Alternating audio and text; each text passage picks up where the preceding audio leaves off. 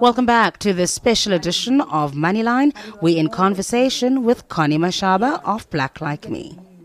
How did the partnership with Colgate Palmolive come about? At the time I decided to leave the company in 1997 because I didn't want to go the Colgate route. Yeah.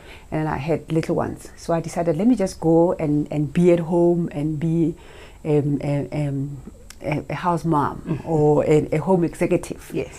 And then they went to Colgate. One of the reasons for Colgate was really to get the distribution. Because, as you know, Colgate is everywhere in Africa.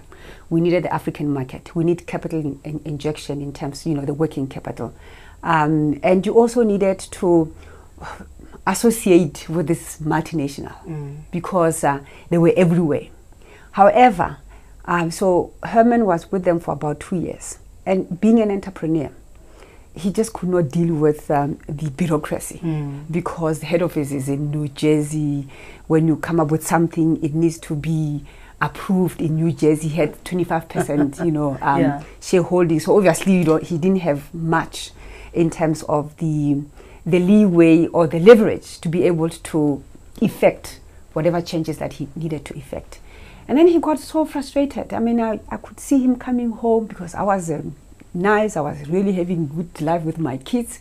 He used to come home and very frustrated. And I said, why don't you just sell? And then we'll start somewhere. Or start somewhere and start something new. And he told them that, you know what, he's leaving. And they couldn't deal with it. We lost a lot of money because they were trading like how they trade with the retailers. But our business, especially haircare business, it's run differently. Yeah. It's not like your body lotion when you can just put it in the retail stores. So they said, Mr. Mashaba, we don't know this business as well. So if you want it back, we could sell it back to you. So that's how it happened. Right. So when did you come back? Yes. In 2001, while I was busy with my kids at the park and sitting, and I realized that, I don't think I belong here. Fortunately, because it's my business, I'm able to come back anytime I want to. If I need to be at the school function, I can still be, but still be at work. So I said to Herman, I'd like to come back. And he said to me, sorry, there's no place for you. And I said, I really want, because he's got partners. Yeah. So I couldn't get, you won't believe it. I looked for a job. And I think it was the best thing that I ever did for myself and for the business. So I got a job at Labat Traffic Solutions. It was a very small company. And we did it when the traffic, machines came in, the ones that we have right now. That was the company that I used to work for. And I worked for them as a financial manager for 18 months. And I did so much for them. And each time I get home, Herman is complaining about this and that. And then I said, you know what? Why am I doing this for this company and my company is struggling? Yeah. So I said, I am coming. You like it or not? So I went back through the back door. And that's when also he was about to see other opportunities, in the BEE arena. So that was the right time for me to come back because he also wanted to look at other opportunities. Okay. How would you describe your management style? My management style is very, very interesting. It's one I mix. It's one of consultative, but also democratic, but also autocratic. There are areas where you have to, because you can't always wait for people to, to come up with a decision. So you just have to say, this is how we do it. But I'm very rewarding. I'm very rewarding. I'm not that person where when you make a mistake, I kill you. Because I know that if I nurture you, you will make mistakes, but the mistakes that are good for the business. Yeah. But if I have that. I tend to talk to my staff. I tend to be, sometimes I think I'm too nice because I hear the guys sometimes they say, we wish we could work for you, But that is the kind of style I have. For me is you have to lead the people in such a way that they want to. Okay. They want to be with you, not they want to go away from you. Okay. Yeah.